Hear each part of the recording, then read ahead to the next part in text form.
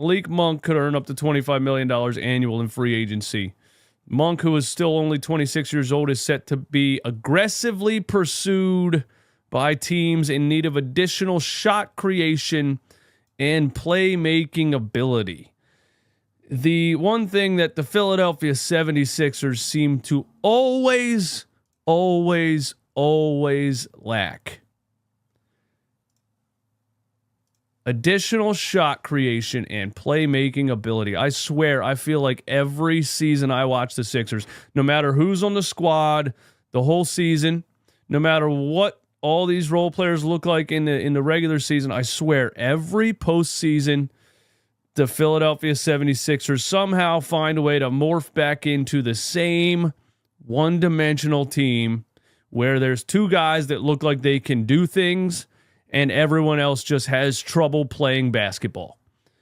You know, it just doesn't matter who it is, what they looked like in the regular season. It always morphs back into a two-man show and everybody else can't do anything. So yeah, the Sixers are one of the teams that are in need of additional shot creation and playmaking ability. Now, we got additional shot creation and playmaking ability from Cameron Payne. So, I love that trade at the deadline for Daryl Morey, even though it took Nick Nurse 3 games to play him. We had to go down 0-2 before he put the guy on the floor.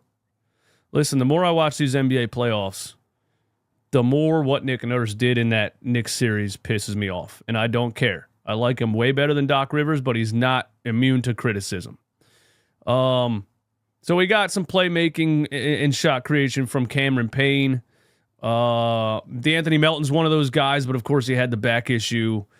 Kelly Oubre was one of those guys, but just turned back into Kelly Oubre, right when the playoffs started. And he wasn't terrible in most of the series, but yeah, we can always use additional shot creation and playmaking ability. So Evan Sidery says, keep an eye on the Magic, the Pistons, the Thunder, and the Sixers as potential fits. Now, I don't know what the Oklahoma City Thunder's cap space looks like. Most of their players are still on rookie deals, which is crazy that they were the number 1 seed in the West. Ultimately got upset by a more experienced Dallas Mavericks team. But yeah, I don't know what their cap space looks like, but they could, if they would add Malik Monk, that would be an enticing.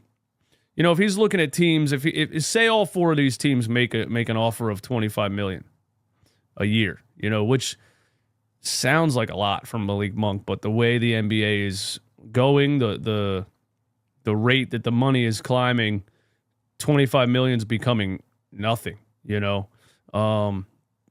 Those 4 teams, say those 4 teams put that on the table, where would Malik Monk be most interested in going? I'm going to be flat out honest with you. I would pick the Thunder. If I'm Malik Monk, bro, I'm like, hey, this is a young squad. They were the number 1 seed in the West. They got a ton of potential. I'm going to go over there and play with those. But also, it depends what he would be looking for as a role, right? I guess players are looking for that too. They're not just looking for the money, and they're not just looking for how good a team could possibly be. They're also looking for which team is going to give me the biggest role, right? And if you look at the Oklahoma City Thunder, they got Jalen Williams, they got Jalen Williams, they got SGA, they got Chet Holmgren, they got a bunch of guys over there that have this combo shot creation, playmaking type of role. And I feel like the Thunder have like 5 number 2s on their team, so Malik Monk could look at the Thunder and be like, I like that team, but there's a little redundancy in the roles. Even Isaiah Joe has a similar Malik Monk type of role as just a plug and play combo player off the bench. So if he looked at those 4 teams and he said, who's offering the money, which team has the potential to win in the playoffs, and which team could give me the biggest role, then it's the Sixers. Then it's flat out the Sixers, because Malik Monk could be the number 3. The number 3 is wide open on the Sixers squad. It's been wide open for a long time because of Tobias Harris. Kelly Oubre was thrown into that number 3, but is Kelly Oubre really a number 3? I think Malik Monk could really be a number 3, and he's only 26 years old. He's made $9 million the last 2 years of his career. He signed a 2-year, $18 million with the Sacramento Kings. That was after his little stint with the Lakers.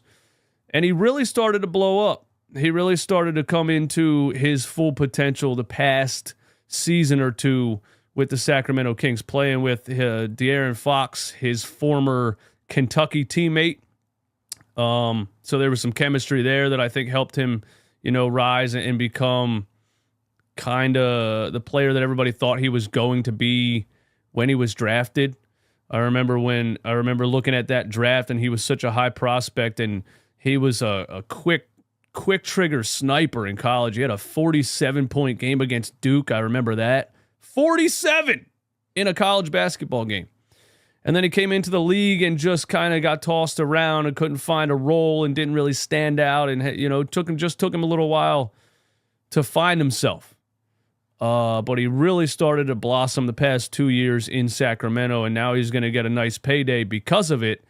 But I think you're seeing a guy who at 26 years old could just be entering the real peak of his career, and it would be a really good gamble for the Sixers to throw out a 4-year, $100 million contract to Malik Monk. I know y'all might think that sounds crazy.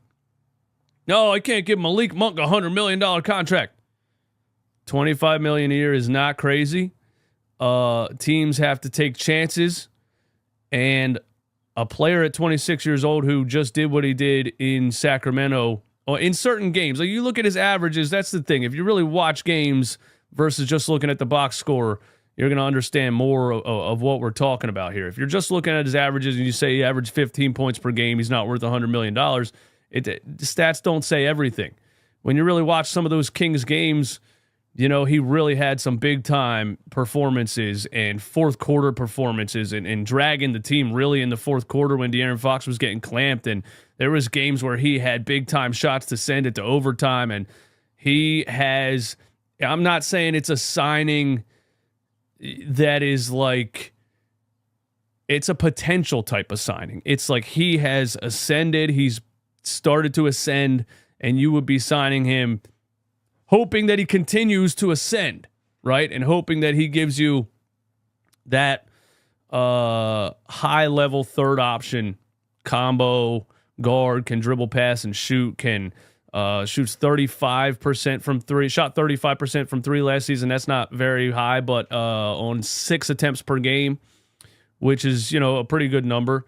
And he has a dribble creation. He has a finishing ability. He's always had a finishing ability. The dude, he has springs. He has like sneaky springs, He has like almost Derrick Jones Jr. springs that nobody really talks about. Until Malik Monk takes 2 dribbles and yams on somebody, you're like, oh my God.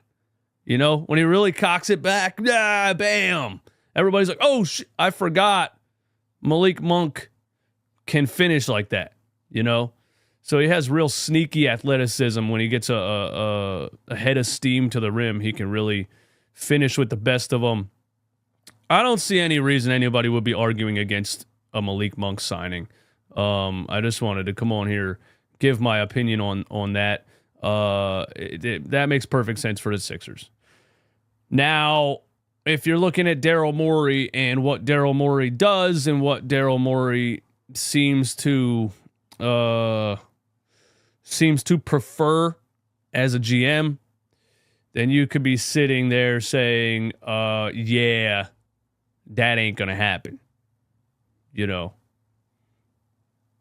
If Malik Monk is on the table and Daryl Morey still elects to chase after a 35-year-old Paul George, I would be frustrated with that. Because with a player like this, if you could sign a player like this to 4 years, You're not just getting a potential win now third option. With somebody like Paul George, you're just hoping he has a couple years left in the tank to try to swing for the fences for, 2 more years next to Joel Embiid. And the Paul George thing for me would be like, look, is Paul George a high-level third option? Absolutely. But not at the money that he's going to want. Paul George has a $52 million player option. Might be more than that. So if he's waiving that player option, he's going to want that money. He's going to flat out want that money. And I just can't see giving Paul George a 4-year contract. I could see giving him a 2-year contract. But would you rather have Malik Monk at 4 years than Paul George at 2 years for the same amount of money over the course of the contract? 2 years, 100, 4 years, 100. You know what I'm saying? Also, these are the type of players the Sixers need. These are the type of players every NBA team needs. And when you look at who's left, this is what Daryl Morey needs to do. And in his press conference, he was arguing against this. He was trying to say, right now it's looking like role players and minimum mid-level type of guys are the winning formula. And he was like, but like in the history of the game, the team with the best players is really are the better teams. So he was trying to downplay the fact that the NBA right now is not 3 superstar super teams. It's not the Cleveland Cavaliers, Golden State Warriors in 2016 anymore. It's a star or 2 stars surrounded by high-level role players. He was trying to argue against that fact in his press conference. If you never saw that, go back and watch it. But these are the type of players you need. Because with $65 million in cap space, you get Malik Monk at 25. Now you still got money. You still got money to get. That's how these teams have 4, 5, 6 good level role players. That's how the Indiana Pacers are where they're all right now. That's how the Boston Celtics are where they are right now. That's how the New York Knicks took us out. Like I said, OG Anunoby, Dante DiVincenzo, and Josh Hart were making $49 million combined. Tobias Harris was making 40, and he gave us a goose egg when it mattered the most. So, can we finally spend money the smart way this offseason? Daryl Morey's going to have a lot of cap space. Everybody thinks he's going to go star hunting again. I just hope he doesn't. I just hope, look, you have Tyrese Maxey and Joel Embiid. Yeah, every year we're going to hope that Joel Embiid is healthy. But the goal should be to put Malik Monk type of players around those 2 guys.